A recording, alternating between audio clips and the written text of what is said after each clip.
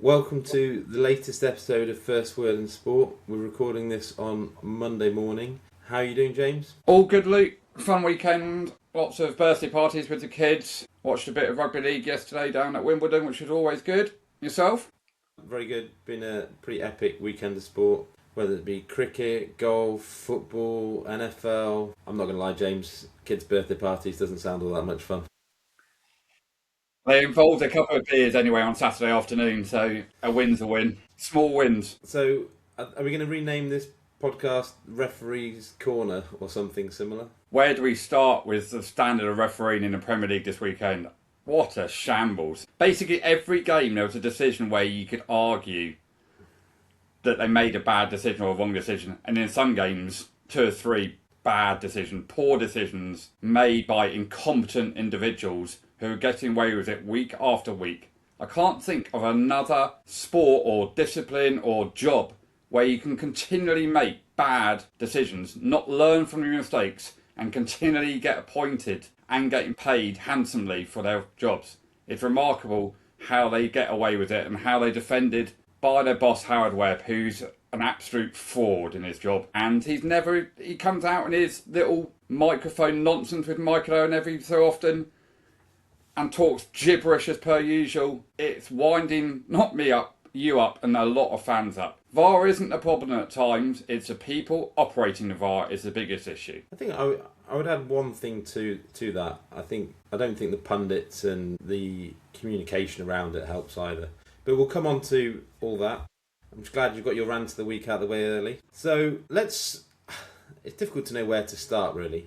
I think one good starting point, let's talk Arsenal, just not to get them out of the way. They obviously had a really good, solid win against Sunderland, 3-0, deserved win.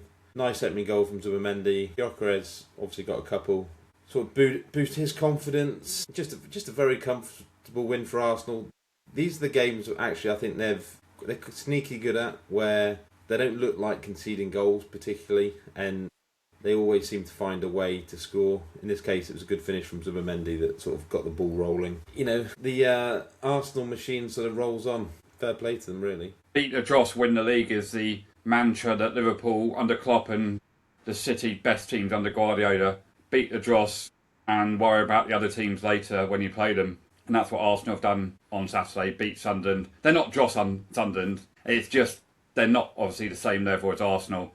And you need to win these games, get through the game without conceding, score 3 goals. Interestingly, they picked Kai Havertz as the replacement for Odegaard. Penny for Eze's thoughts at the moment. Spent £60-odd million on a 28-year-old, and as soon as Havertz comes back after his knee injuries, he's straight back into that position on the right-hand side of the midfield as a 10, which I think is actually his best position. He helps that right-hand side of the right-back Timber and whoever plays Saka. Well, he's injured at the moment, isn't he? But he's probably a better version there. So, yeah, comfortable win, 3-0, move on to the midweek game away at Brentford. 9 points clear they were Saturday afternoon.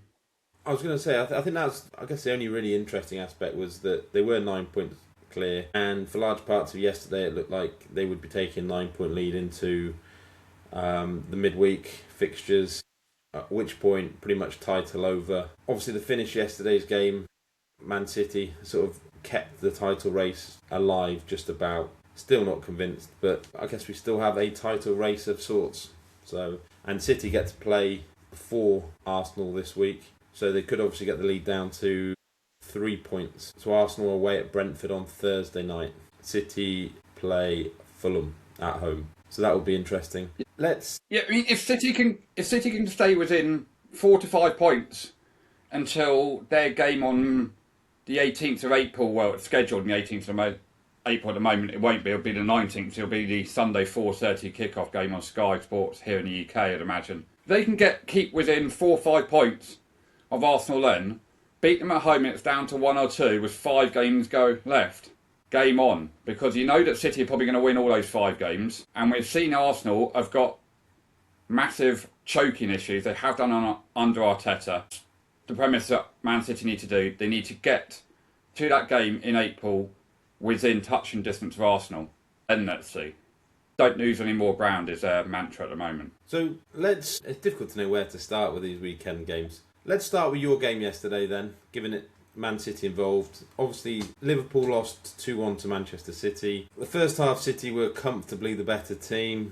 Second half, Liverpool came back into it. Szoboszlai scored the wonder goal from the free kick again before Silva, and then we had the penalty from Haaland. Any particular thoughts on that game? Liverpool were absolute garbage for the first half. First 35 minutes was men against boys. Liverpool couldn't get near the Man City midfield. They were so passive, so mid-level, low block. Didn't even bother playing football 45 minutes. What is the tactics from Slot and his coaching staff for that first 45 minutes? Get into Man City like they used to do under Slot. Get the crowd on your side. It was so pedestrian. It was so slow. It was so boring to watch.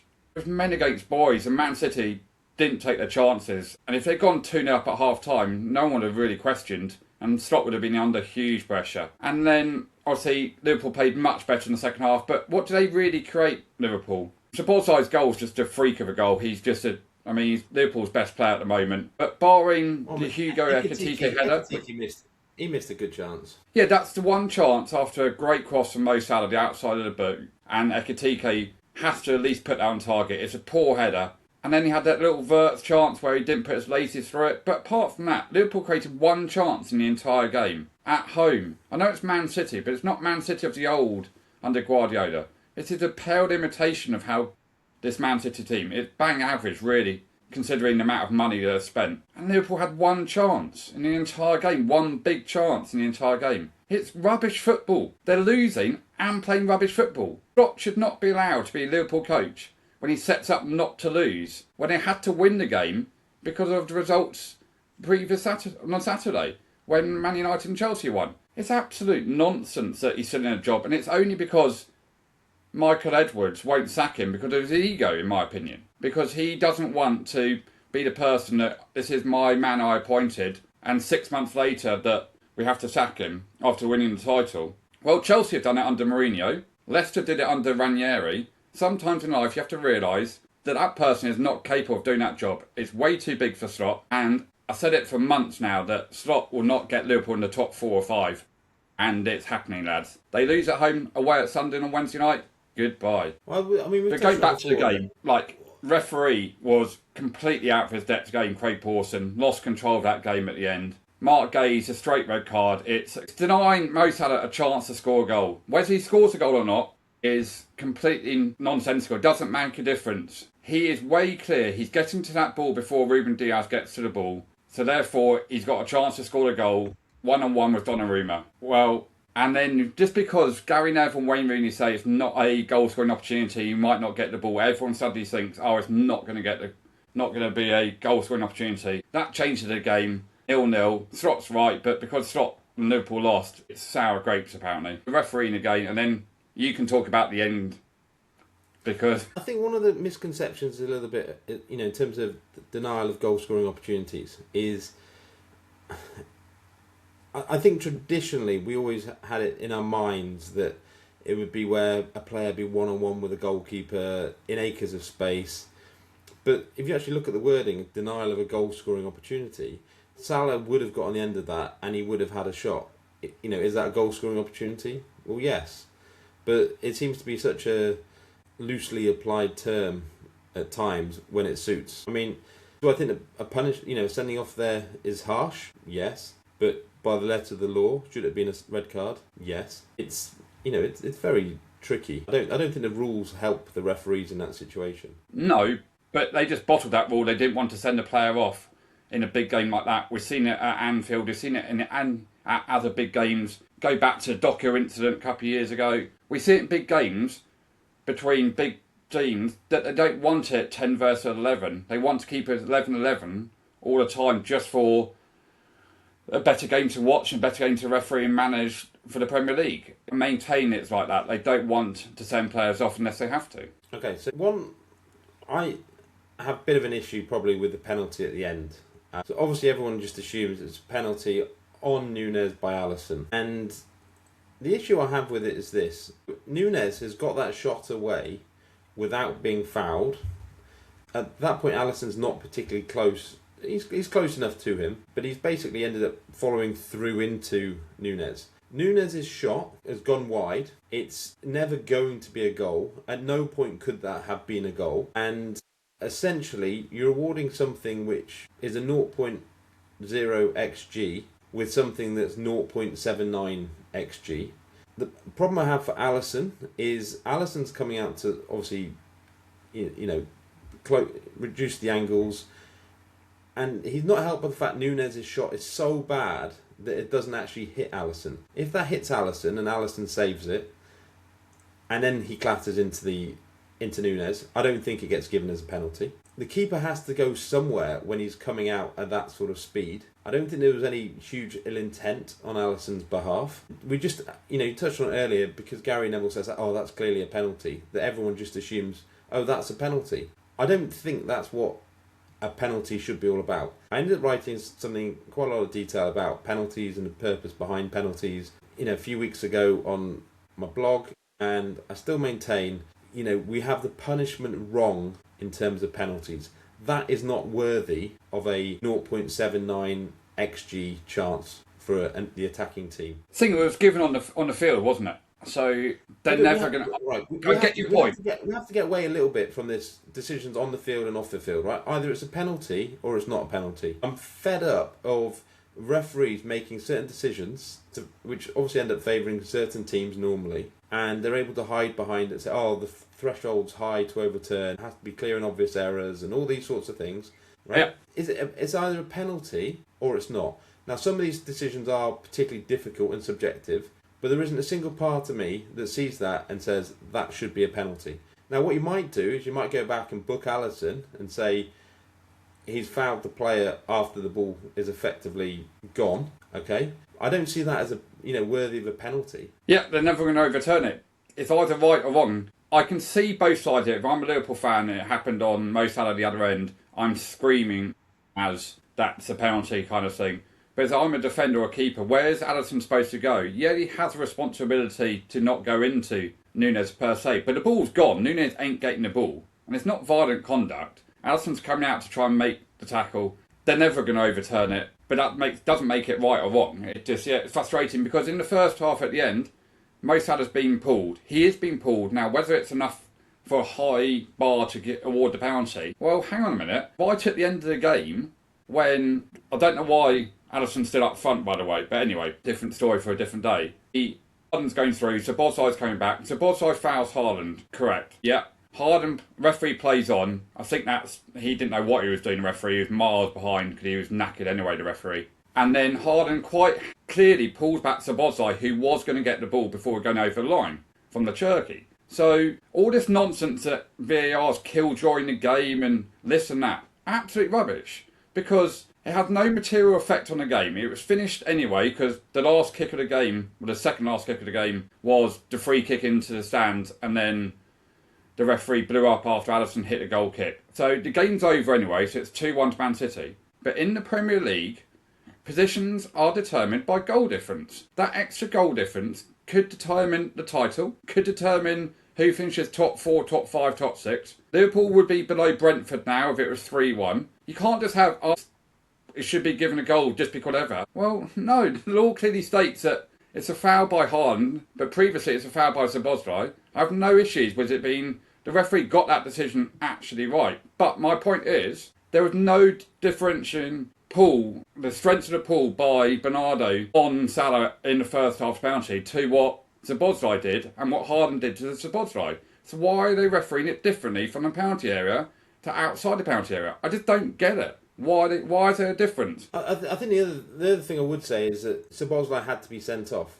Okay, so yeah, absolutely. It was a blatant attempt at foul play, and it matters for the integrity of the rest of the league because Liverpool now miss Szoboszlai for the trip to Sunderland in midweek. Without Correct. All your right backs, it puts Liverpool in a bit of a pickle now, and that's life. You can't not make decisions just because it's not what the commentators like. Correct, that's my point. We talk about the referees getting decisions wrong. They actually got that decision right. And I was screaming watching it, going, that is not a goal. And for that reason, people got to think of the bigger picture. As I say, goal difference makes a huge difference. I mean, probably the Man City players are fuming because of goals, bonuses, etc., and 3-1 rather than 2-1. But for once this weekend, VAR and the referees got that decision right. It just took too long. Another thing on VAR and whatever. So the incident before that, Chiesa went down. I've seen it on another stream, not Sky Sports, on Peacock, I think it was I was watching, or Benin out of Middle East. It's not a penalty. It's just a collision. But Sky refused to show in the UK, refused to show it. And that is a thing from Sky producers. They are refusing to show that because there's no other reason why another company or another TV production are showing it. And there must be a reason why they didn't want to show it. They didn't show it during the game, and they didn't show it afterwards either. Can I also just say, please, can we not have Gary Neville? Honestly, can we just not have Gary Neville? I mean, what's always amusing is when he does a City game, he's obviously trying to stay impartial. And obviously it's very difficult for him when it's Man City and Liverpool, because obviously he hates both of them. But I don't see what he adds, honestly. His time has come and gone, I think. Absolutely, and it was one thing yesterday. I just wanted to hear yesterday what they were talking about the goal. I didn't have the commentary on in the second half. I very rarely watch games' commentary now because they wind me up and they add nothing to the experience of watching a game. And actually, watching a game on your own or with your mates without commentary, I think you get a better perspective of the game because you're not influenced by the media and the pundits who have preoccupied and pre-thoughts going into the game. I think it's better experience to watch a game, or you understand the game a bit better because you're actually watching the game, not listening to people talking, in my view, a load of rubbish at times. I definitely think that's the case in terms of evaluating players. They definitely have their favourites. Some of them might be friends, might know agents of players, who knows what various links they have. But we do see certain players definitely overhyped, shall we say, or criticised more than they should, and it never sits quite right. I often wonder if I'm watching a different match to what they're watching. Can I just have one more last thing about Slot? So Liverpool had the week off, by the way. They gave their players 3 days off during the week, Liverpool. What are you doing? 3 days off? It's just complete and utter farce here. It's a Dutch fitness issue. They basically say get fit during the pre-season, and then if you miss pre-season, during the season it's just topping up fitness. It's not actually getting fit again. Probably why Isak and McAllister struggled massively, because they missed pre-season under him. He's just, it'll come out in the media when he does get sacked. You watch, by the way, the media will have all their stories ready to press send straight away, how the club didn't like this, the players were this. And once you have Mo Salah coming out, obviously the Leeds game away, Alexis McAllister talking, Curtis Jones wanting to leave, there's murmurings about Dominic Szoboszlai asking for big money, which he deserves. Obviously the Konate issue, I go back to it. When everyone's playing badly and everyone's making all these noises, there's one person at fault, and that's the coach. James, you're incredibly ungrateful for what he did last year. No, I'm not. He won us the league. Doesn't mean he's good enough at the moment. And this is not a reaction tactic. They've won 6 games since September? The worst one in 73 years. One win in 6 in the Premier League this year. They've won points with Brentford. People need to just wind him up. He's not good enough. And sometimes people are afraid of change. It's a human trait. People are out of their comfort zone. People don't want to make a change when it's right to make a change. Change should have been made in November, but it's a human trait. They're afraid of making change. I think we've touched on this podcast before. I think one of the things stopping them making the change is a lack of a replacement. It's the only thing I can think of is they want to leave it until the summer. But they've got one there. No, but when they probably appoint Alonso in the summer. But he's available now. Yeah, but maybe he wants a break. I wouldn't want to pick up the slack from this garbage. They've got some good players. Like, you look at Liverpool's, you can't always say when they get fit, but Addison's a good keeper. Konate, Van Dijk, Kirkers, Frimpong, McAllister, Jones, Szoboszlai, Gravenberch, Wirtz, Ekitike, and Isak. Decent 12 or 13 players.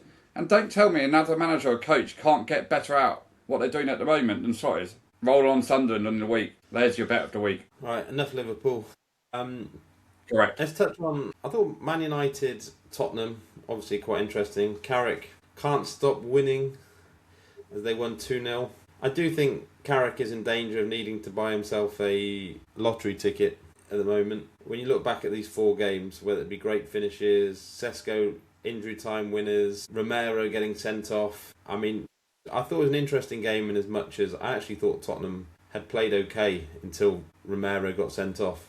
United didn't offer that much and obviously completely changed the game. Set piece goal from Mbeumo, and it was obviously very comfortable for United after that. Yeah, I agree with you. I think Tottenham were the better team. They took control of the game. They went there, they weren't... Okay, United had two chances, didn't they? The Casemiro header and the long-range effort as well that Vicario tipped over the bar. But they didn't really create... That's Man United, though. They counter-attack you under Carrick. He's got them a little bit more structured. But if Tottenham take their one chance, really, Solanke kind of...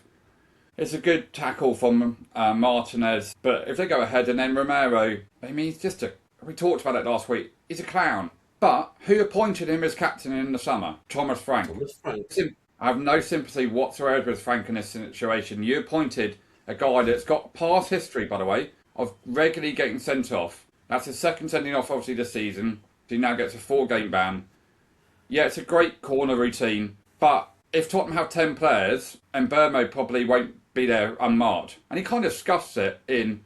Vicario's at fault, by the way. It's not that hard a shot. It doesn't really come off the instep really that well. It's not him in the bottom corner. He gets down late. It's not hard. A better keeper, in my view, saves that. 1-0. Tottenham make, obviously, the change and bring on the centre-back. And their game plan then is just to try and get to 80 minutes and try and nick a goal from a set-piece or a free kick and a worldie. United scored 2-0, game over. Everyone's happy. That lad's going to get a haircut maybe tomorrow night against West Ham. But they're 4 out of 4. You'd actually... fancy the way that Liverpool are playing, you'd actually fancy United to get in the top 5 this season, remarkably. So, a couple of sort of incidents from that game I do want to talk about. So, one was 4 minutes into that game. Poor clearance from Lamens, went to Conor Gallagher, miscontrolled it, it was a really poor touch from Gallagher. And then Lamens was out of his goal. If Gallagher had taken a good touch, what followed wouldn't have happened. But Shaw ended up hacking Gallagher down with Lamens out of the goal. You know, Gallagher would have had an empty net to basically have a shot at. It wouldn't have been an easy chance. Shaw has hacked him down and doesn't get booked. And I'm just like, what are we even doing with yellow cards and disciplinary procedures in the game? It just feels so wrong. They're literally, because it's 4 minutes in, it doesn't get more blatant than that. If you're going to give a yellow card, that's the type of thing that you want to be punishing. And obviously, if you have Shaw on a booking after 4 minutes, given he's not particularly quick, it becomes a long afternoon for him. And there was later a tackle where it would have made a difference. And it just drives me crazy when you have these ridiculous yellow cards not given because it's too early in the game. It's as blatant as it gets. Yeah, the commentator, I'd imagine, went, let the game flow. He's done very well, let the game flow. I did have the misfortune of listening to the first couple of minutes of that when Darren Fetch on TNT said Paulinho's playing in the back 3 today for Tottenham. Again, he never played in the back 3. Archie Gray played in the back 3, but just because it was in his head that Paulinho had played recently in the back 3, that he was going to play in the back 3 again. It's just like they just talk gibberish all the time. But yeah, the referees don't book certain players because it's early in the game. Where's that in the rule book? So the other incident was obviously the Romero one. And the problem I have with this, a little bit, is if it was someone not called Romero, I suspect that he wouldn't have been nearly as quick to brandish the red card. Now, I have no problem with red card, because with that tackle, there's a level of intent, of force after that ball's gone, that he intended to leave one on him. And you can see that. And so I have no problem with the red card. As such, it just feels like if it was someone else, that decision could have been different. Obviously, lots of Arsenal fans were moaning that there was a situation involving Brobby on a tackle he did, which was similar in terms of the sort of area he connected with the Arsenal player. But the difference was that there wasn't quite the same intent and force behind it. With Brobby, he didn't follow through in quite the same way. But there isn't huge amounts of difference between the two tackles. Obviously, one's yellow. Obviously, these are very subjective things. I have no problem with that being a red card for Romero. What does surprise me is how few people realise that is then a 4-match ban. The number of people who should know better don't. Yeah, 4-match ban because second red of the season. But, okay, Dado from United a couple of weeks ago, yellow card, it's just even more force than the Romero one. Yeah, I kind of get the point. He caught the player much higher. because he's not called Romero or he's not called a so-called dirty player and it's in the head of the referee. Yeah, if it's not Christian Romero in the news, it doesn't help that he's come in the news and he's done that. It's obviously it's just ridiculous. What amazed me about Frank's comments after was that when he said that he didn't realise that Romero had been sent off so many times. It's like, what are you being honest there, or are you just? It's either one of two things. You're either not being honest, or you don't know what you're doing, sort of thing. And given that how stats has played such a big part in Brentford when Frank was there, I can't believe for one moment he's not aware of Romero's disciplinary history. Yeah, I take your point on that as well, and the managerial point is that Frank, if they sack him, who are they going to get now? But Liverpool have a clear structure. They want Alonso, but if Tottenham sack Frank, obviously Ryan Mason's not there anymore to take over. He got sacked at West Brom anyway. Maybe they do bring him back, but you know what I mean? That's the point of, and they are in the Champions League. But yeah, he's not going to last. He's out of his depth at Tottenham, Frank. So another game that was a fun game to watch was Newcastle Brentford, and again it's another one which I don't know. I get to a point where I don't even know what I'm watching these days, because how Trippier isn't sent off in the 2 minutes into that game, I just don't get it. He's clearly pulled him back, and it wasn't just like a fleeting pull. He has yanked him back, and there'd be some contention as to whether it was in the penalty box or outside the penalty box, all that, whatever, right? The point is, that's as obvious a red card as you get, and essentially the referee has absolutely bottled it. Yeah, and so is the VAR, and so is the assistant VAR. I don't know how you can watch that VAR and not come to the conclusion. Honestly, I watched something like that, and we talk about we'll see a massive call this weekend. Get rid of VAR, all this sort of stuff. We say it all the time. VAR itself isn't the problem. It's the people operating VAR. VAR's perfect in that situation. You see exactly what's happened, right? And you send Trippier off. It's not difficult, but that's not holding enough offence. So we had the situation like last year with Rodgers against Nottingham Forest, I remember. Clearly pulled in the penalty box. Defender eventually let go. He didn't hold on for it long enough. But hold on, let's go back to last week where you had Bruno Fernandes in that United game, where one of the decisive moments in that game was where they'd obviously given a penalty. They turned around and said for pulling his shirt. It was a tiny little grab in comparison to what Trippier did. And hold on, one's a foul and one isn't. The one on Trippier was way, way worse than the one that was pulling Bruno. Bad refereeing, as I said to you earlier in the pod. It's just, I didn't actually see any official tweet from the ridiculous X account or Twitter account, whatever you want to call it these days, in the explanation. I've yet to see why they didn't send him off. No wonder.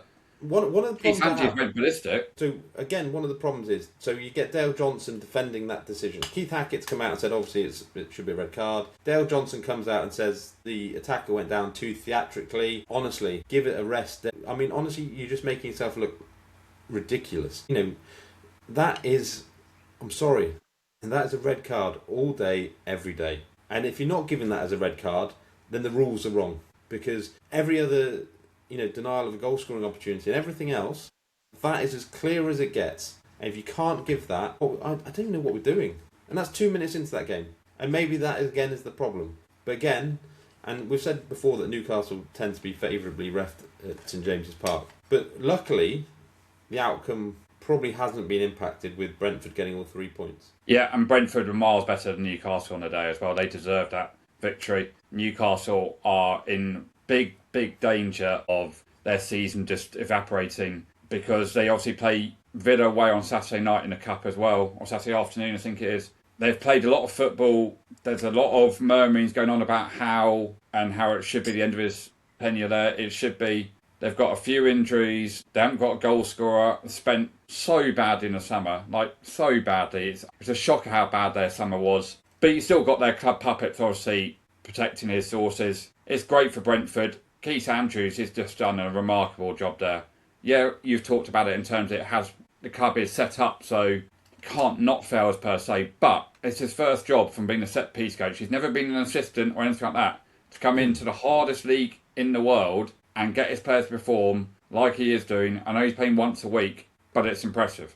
I'd say A couple of things about it. I remember that game against Forest, opening game of the season. They lost 3-0. They conceded a set piece like within the first 5 minutes or something like that. I can't quite remember. And obviously Brentford hadn't conceded a set piece goal under Andrews for absolutely ages, and suddenly became manager and they conceded a set piece goal. It was almost comical. But to bounce back from the start that they had this season, obviously they've lost, big name players, being sold. I think the one that really stood out wasn't actually the Newcastle performance on Saturday. It was more the Villa one the week before, where they fought for their lives. Every block, every tackle, they want to play for him. And I just think that's about the biggest indictment you can give to any manager, is that those players give everything for that manager. And there's plenty of managers out there that you look around and players just simply aren't doing that. Yeah, big game on Thursday night against Arsenal.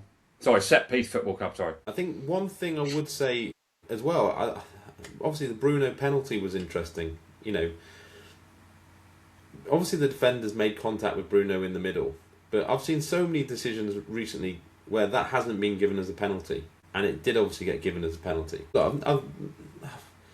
Again, it's that inconsistency where... I don't mind that being given a penalty. But my problem with it is it's an accidental... Like, that's not... He's not deliberately pulled him back in the same way we've seen other ones, even this weekend, right? Yeah. That wasn't a deliberate pullback. That's an accidental clash of legs as he's running back. As they then clash, his hand then goes up, just naturally because he's lost balance. Would he have got the ball? I mean, obviously we don't know. But again, we're giving a penalty given there on the assumption that he's almost guaranteed to have scored. And I'm not sure that's what the penalty was originally designed for. No, but it's a penalty. It's a penalty. And Bruno, he scores, as I said to you last week, I don't see Bruno or Tonali being at Newcastle in the summer at all. Okay, good win for Chelsea away at Wolves, 3-1. This is a tricky one because Wolves have obviously shown some life under Edwards.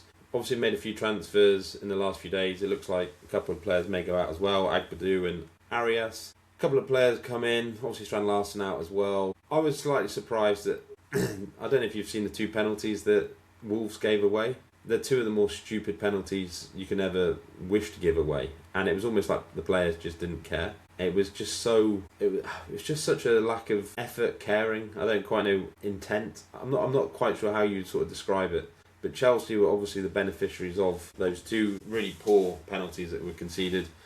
Obviously Palmer's got his hat-trick. We'll take all the headlines. It's almost, couldn't be more Palmer-like if you tried, I think. Hat-trick with two penalties against the worst team in the league. He's back apparently to every British media, saying he's undroppable now for England, etc., etc. Yeah, Rosinia's got another win after they had to go there and win, really, but he's done all right in the league. Rosinia kind of thing, he's got them back playing that 4-2-3-1. I saw Santos obviously started midfield with Caicedo. They paid Fernandes in the 10. That's more of a, as I said, when he got appointed, he does like that midfield double pivot. He doesn't want one of the full-backs coming into making a double pivot so he doesn't get overloaded on either side that some teams did back in the day or still try doing now. They still play that. They look a little bit more solid under him. And they've obviously got some goal scorers. They should win that game.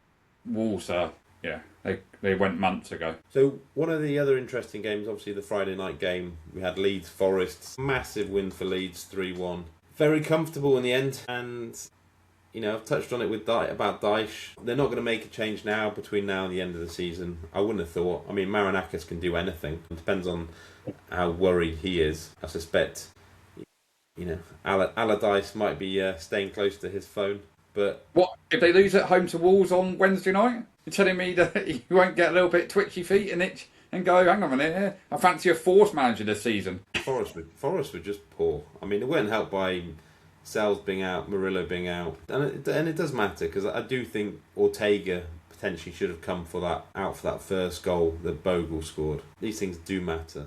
But he set up to go and play, get a 0-0 and not lose. And once he conceded the first goal, it's very hard to flick the switch and go to the players after training all week. We're going to be compact, solid, try and not concede, and then go and nick a goal on a counter-attack or a free kick or a worldie. And then you concede the first goal like that, and then go and say to the lads, well, go on then. Now we've got to score two to score under lights at Leeds. It's a negative way of... They were killed a little bit by the sort of timing of it. So to go bang, bang, 2-0 down, It's very, very comfortable for Leeds. It's not like Forest put them under pressure. The Calvert-Lewin one, that's actually a really good finish. But I also think there's a bit of good fortune about it, because it wasn't a cross. It was a miss-hit shot, effectively, that he's turned in.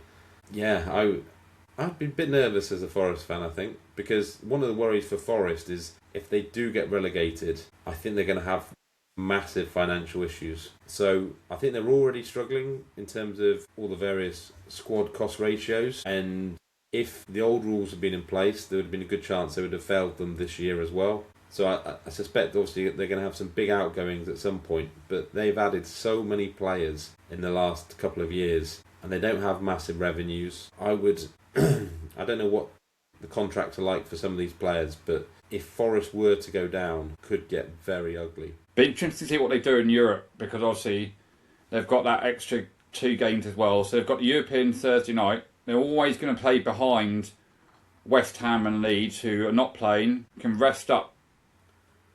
They do have 2 players for Forest to ease their financial worries, and they both won't stay in the summer. Morgan Gibbs White signed a new contract last summer. That's just a contract to give him a bit of pay rise, and you can leave next summer, in my view. And Elliot Anderson's not staying. Right.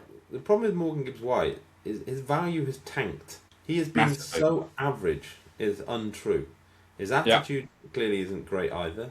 And I think it was always a worry if you hear from Wolves fans, obviously they're bitter when he obviously left to go to Forest, but they have said he has a history for that type of behaviour. And suddenly the offer that Tottenham had on the table in the summer, that isn't going to be there, I don't think, this summer. Yeah, you wonder where he actually goes, thinking about it off the top of my head. Tottenham aren't going to buy him, obviously. Chelsea, no. I think Tottenham still need another high quality midfielder. Gallagher's not that. No, but they've got a few players like, obviously Maddison's got the ACL, hasn't he? And things like Kulusevski, Kudos.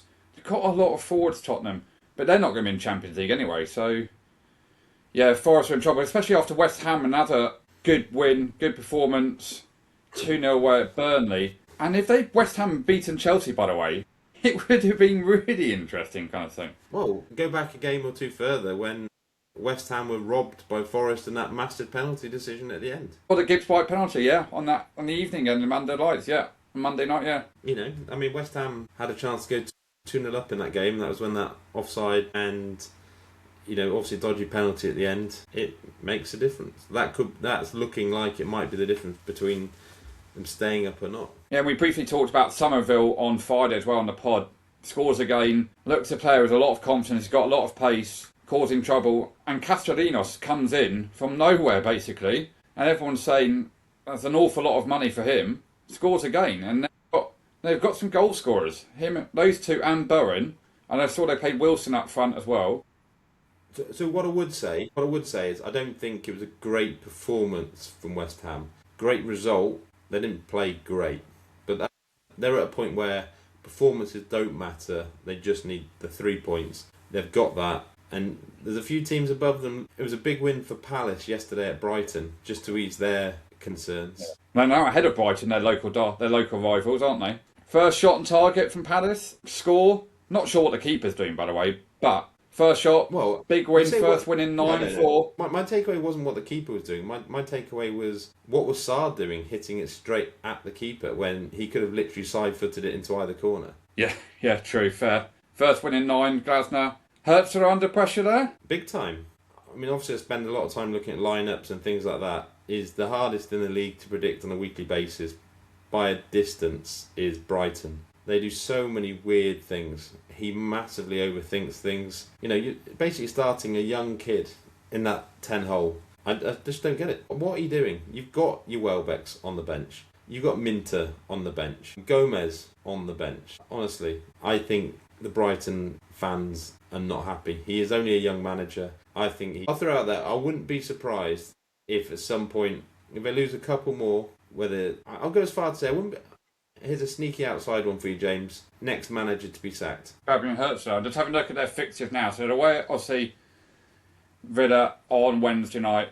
Then the FA Cup, Mickey Mouse FA Cup on Saturday night, away at Liverpool. Then they're away on the 21st at Brentford. Then they're at home to Nottingham Forest on the 1st of March. Home to Brighton, away at Sunderland on the 14th of March.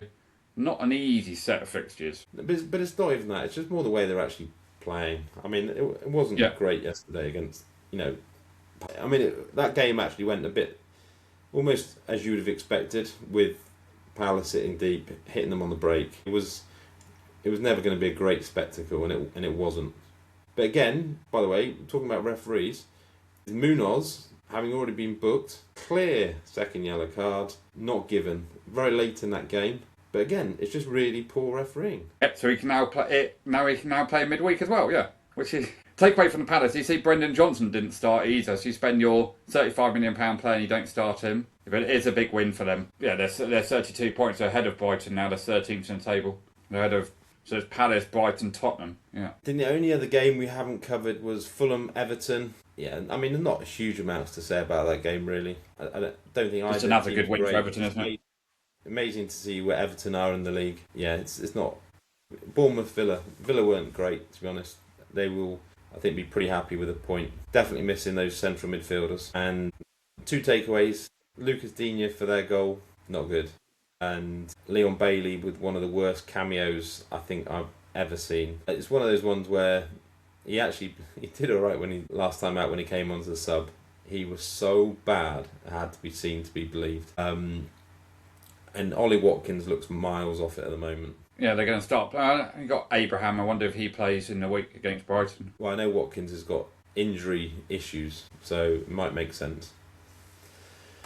Okay, one thing I want to touch on, and I've mentioned it to you a couple of times, is Harvey Elliott. So obviously, it's been non-stop chat on social media this week, the last few days, and particularly after Emery's comments about trying to find a solution for his problems. Been so much chat from Liverpool-based accounts about how Villa and Emery have done Elliott dirty, essentially, and something we've talked about at length between ourselves ever since the transfer actually happened on transfer deadline day. And we were surprised at the time when it happened, weren't we? Yeah, it's just a strange deal. I can't think of many other deals that have happened like that where you've got to play 10 games and then the deal happens £35 million. He's just not suited to the Premier League.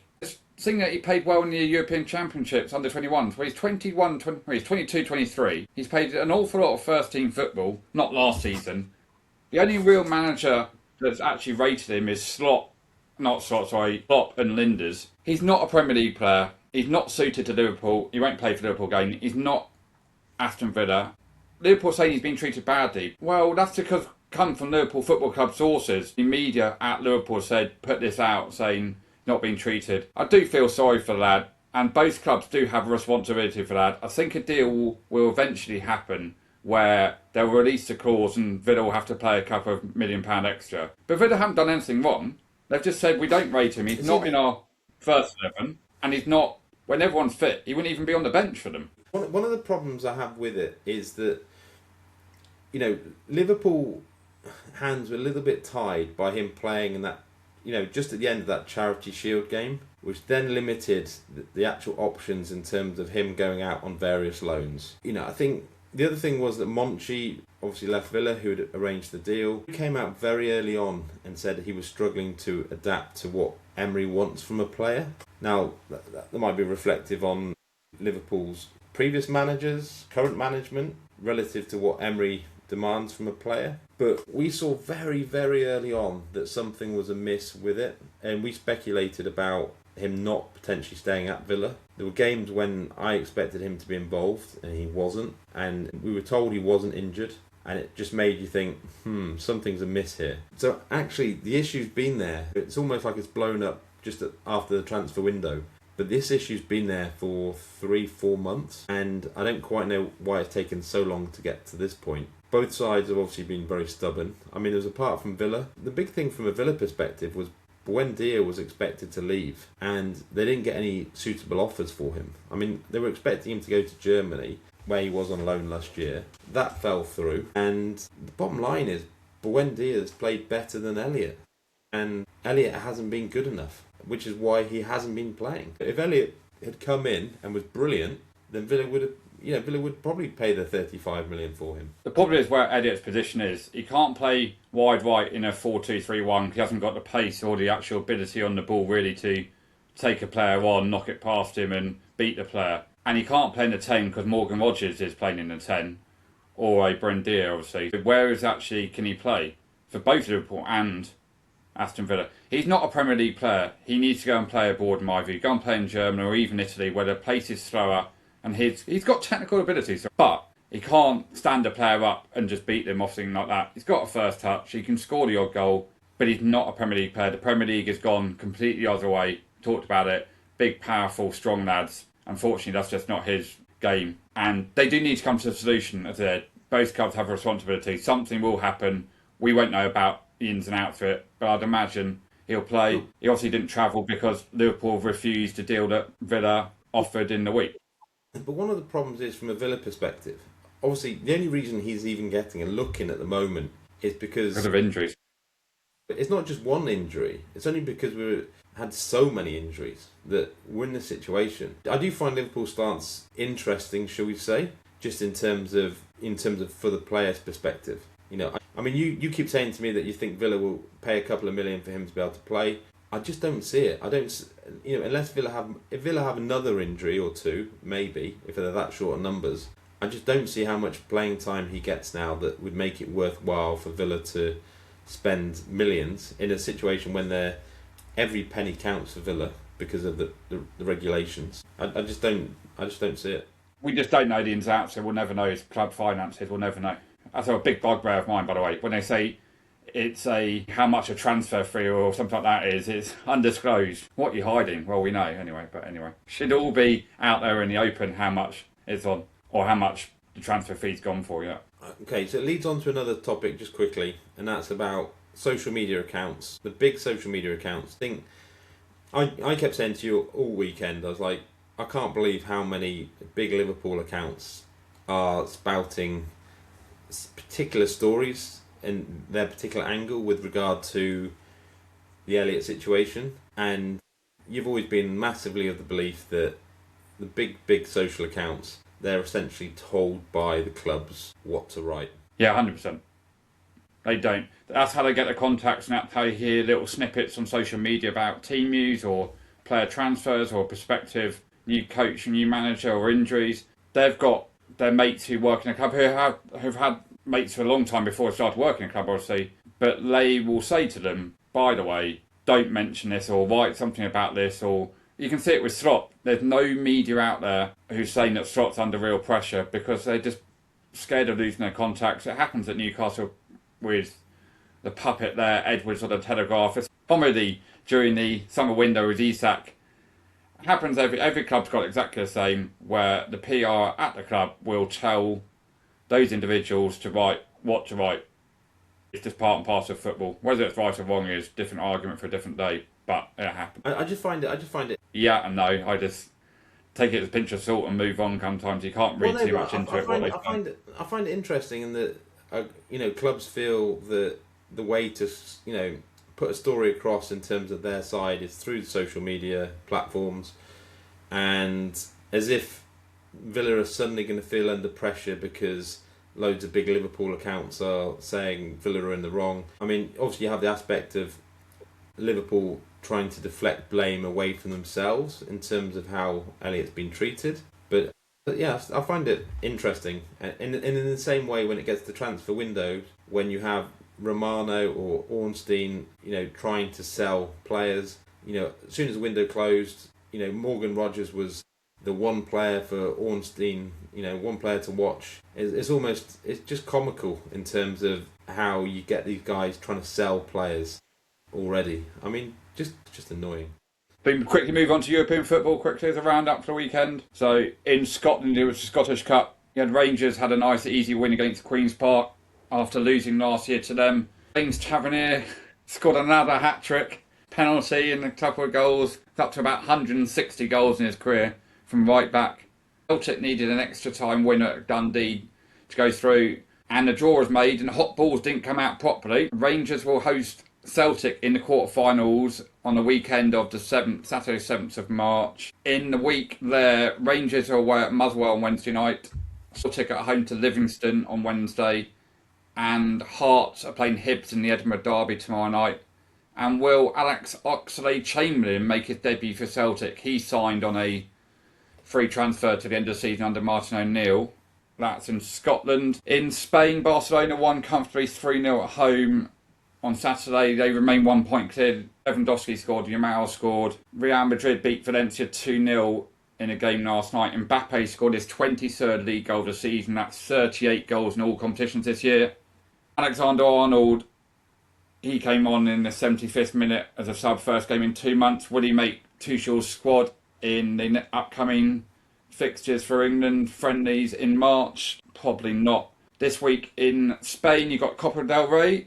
You got Atletico Madrid play Barcelona on Thursday night in the first leg. It's a two-legged affair, the Copa del Rey Spanish Cup. And the other tie is Athletic Cup Bilbao are playing Sociedad on Wednesday. In Germany, Munich got back to winning ways. 5-1 at home against Hoffenheim.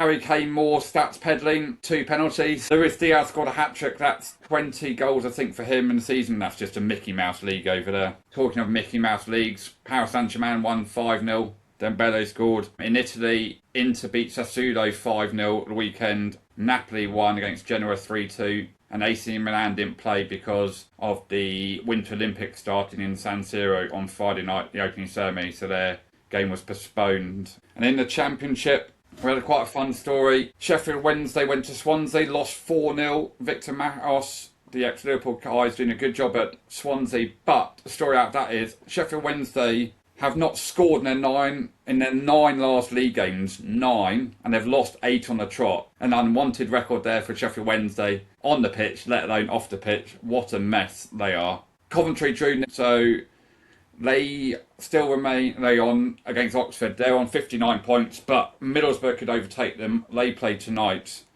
They're on 58. Ipswich are on 54. And in a game that made in the playoffs, Wrexham 0, Millwall 2. So Millwall's back up into the playoff spot. That would be some achievement if they somehow get in the playoffs. There's a couple of games in the Championship, but none of the games. Yeah, so Middlesbrough are playing tonight. So it will be interesting to see if they go top, because Frank Lampard has chucked away a 10-point lead already, and it's still 15 games left of the season. It's going to be interesting to see whether Coventry end up, if they fall into those playoff places, you wouldn't feel confident about their chances if they blow that lead. Especially when they were so far ahead, yeah. So it's Sheffield United away at home to Middlesbrough today. So it's not an easy game for Middlesbrough tonight. So we have a full week of midweek games in the Premier League.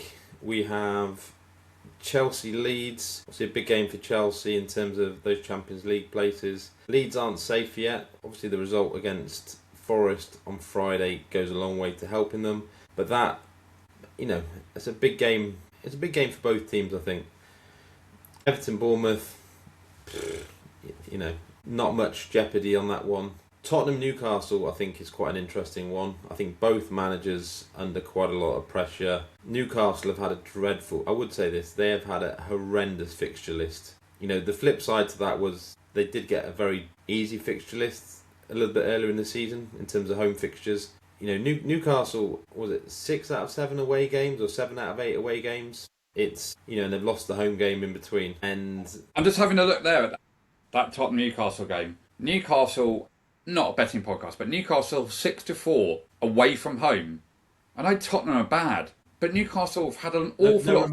No Romero, James, because he's got a 4-match ban. That's a help for Tottenham.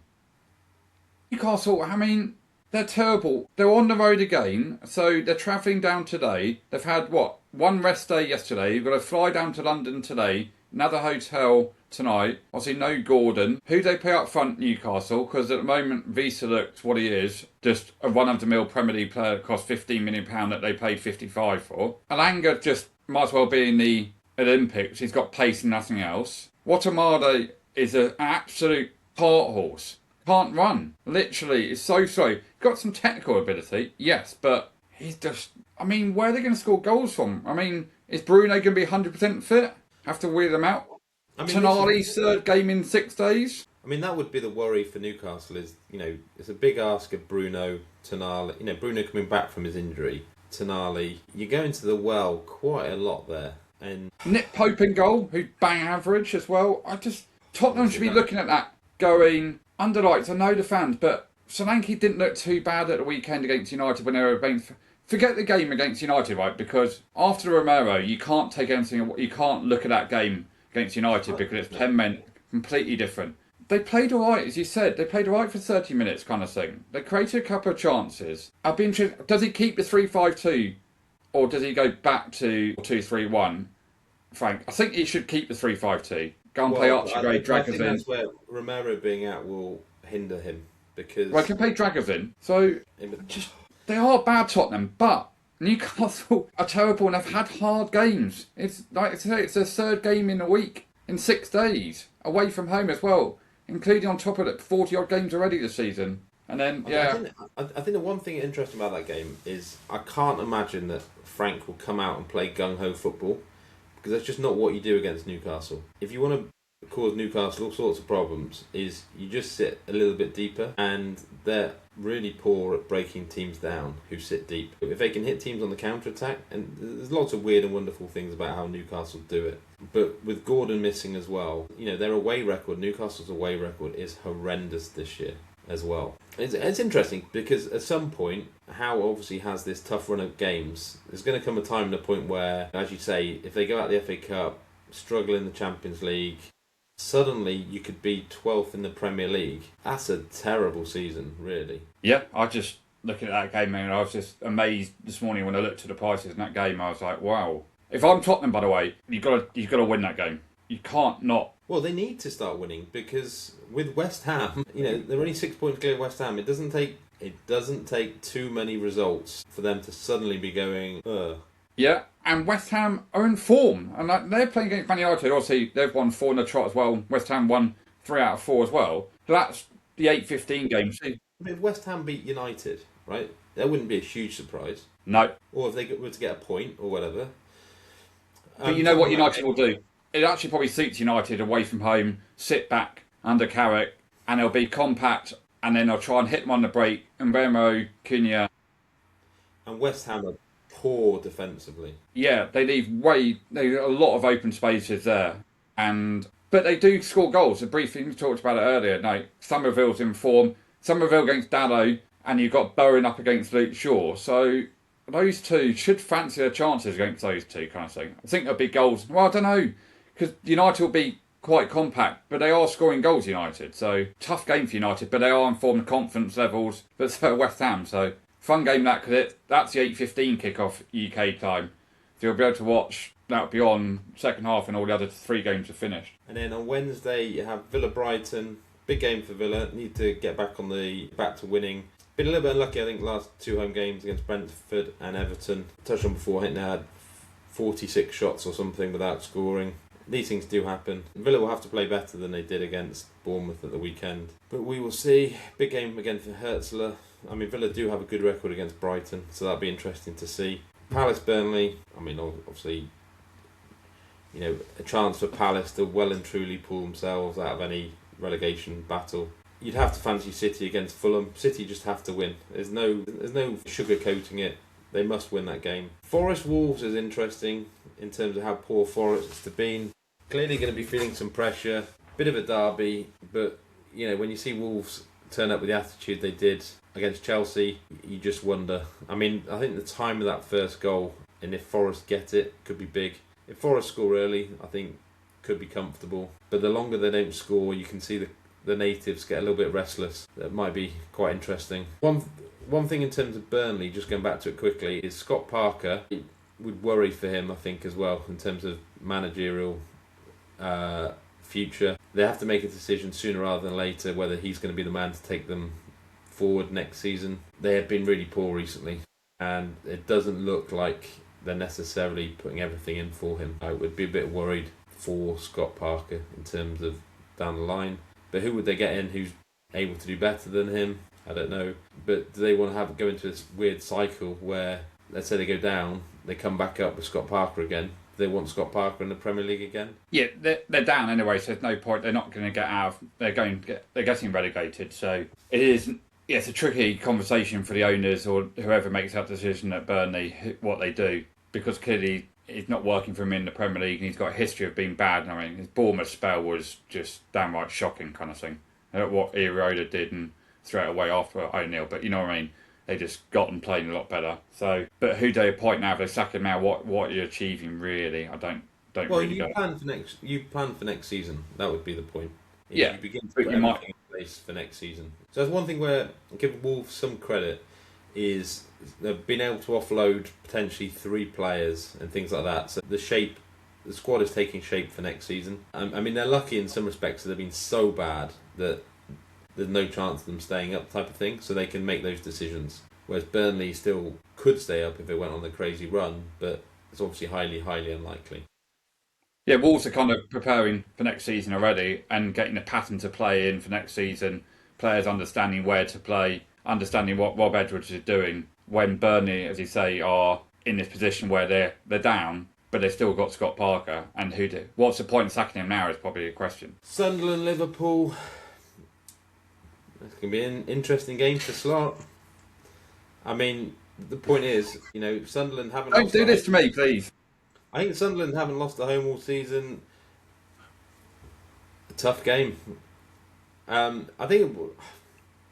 Yeah, I mean, what if Liverpool draw? I mean, at what point the serious questions get asked? Anyway, we've talked enough slot today, and then Brentford Arsenal. I think it's the pick.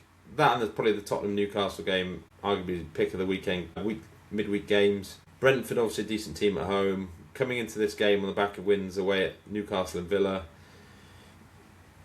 I don't know. I'm not sure I'd be piling into Arsenal at 1.35, but I mean Schade is missing, which They're 1.7, Luke. They're not 1.35. They're 1.7 Arsenal. Oh, okay. I don't know why I've made a note of that. I was going to say that would seem very short, James. Big game. I mean, I guess for Arsenal, some of it will depend on the pressure that City put on them from the day before. You could have a situation where they could be 6 points clear and have a free hit to go 9 clear. Could be 3 clear, and it does add some pressure where even a draw ends up being a poor result. Yeah, obviously Brentford lost the last time out at home, didn't they, to Forest 2-0. But they are. I mean, I do remember that game, the first game in the Premier League, when Brentford were up on a Friday night and they won 2-0 under the lights, and Arteta went crazy over it, kind of thing. It's a bit of pressure on Arsenal just because of the Man City play 24 hours earlier. So, as you say, they should be only 3 points clear. And you know what? Media, Sky, will building that game. I think it's all on TNT this week, isn't it? Or is it on Sky? So it's a little bit different. We'll watch both, but... I know, but if it was on Sky all week, it's a little bit different because Sky, most people here in the UK have obviously got Sky over TNT, and they've got a bigger platform, obviously you've got more people spouting nonsense. Yeah, I'd just be interested to see what team Arsenal put out. Is Saka and Odegaard fit? And obviously full strength, but does Gyökeres play up front? He probably does do, I think, ahead of Jesus. And is Odegaard fit? If not, they'll definitely play Havertz, which I don't think much of a difference. He's a very good player, Kai Havertz. He gets a bad rap, but he's technically good. He's strong. He's got an eye for goal. Yeah, he's not going to goal you 20 goals a season in Premier League. Not many players do, by the way. He's decent. Yeah, exactly. Got their 4 centre-backs and your 2 defensive midfielders. He can create down that side as well.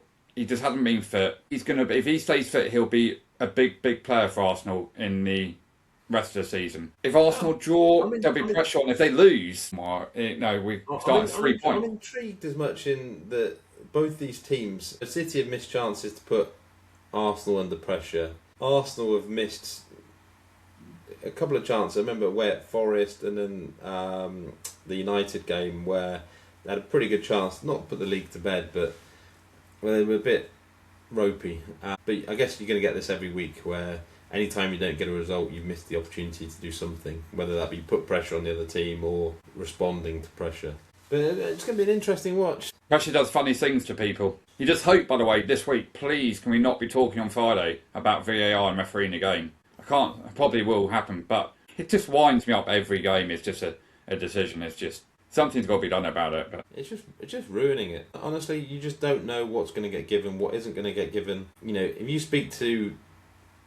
you were to ask the majority of, say, Villa fans, for example, they would be absolutely convinced there's a conspiracy against, Villa this season. 0 penalties and all sorts of decisions given, weird decisions. I'm sure if you asked fans of other clubs just below, Fulham or any of the others against the big teams, they would say the same. I mean, the problem is there's just so many poor decisions. yeah, talking of that off topic, off football, was at the Rugby League yesterday, London Broncos versus Bradford Bulls. So half time, London are ahead, and the Bradford fans are singing about the referee and how biased he is and not getting every decision right. Second half, Bradford obviously win 14 unanswered points, whatever, and the London fans are singing about the referee and giving him abuse and things like that. So it shows whatever like that can flick a switch like that very easy. I do. Right. I do. To sort of finish off, I do think it is difficult because we'll disagree on decisions. There was one last week. The Arsenal, was it the Arsenal Chelsea game? The Shadowburn incident, penalty. So we disagree about certain decisions, and there's plenty of times when I'll disagree with decisions with other friends and these sorts of things. It's not easy. There's plenty of times when one person's opinion is different to others. We'll sit here on this podcast and honestly, we'll probably end up talking about 100 decisions in a season or 150 decisions, and the people listening to this, they'll probably disagree with plenty of them. They may agree with plenty, they'll disagree with plenty. It is not easy, and I would say that there is a lot of contention around them. But my big thing really is things like consistency, and it just, and getting what feels like the right decisions. And I just feel like we're nowhere near that. Yeah, on that point, let's wrap up and speak to everyone. Later tonight, we'll do a sports pod later tonight. That'll be later tonight, and we'll be back on Friday for the football pod. Everyone enjoy your week, enjoy the football, whatever you get up to. We'll speak if you listen to the pod tonight. If not, speak on Friday. Cheers, mate. Why is it not stopping?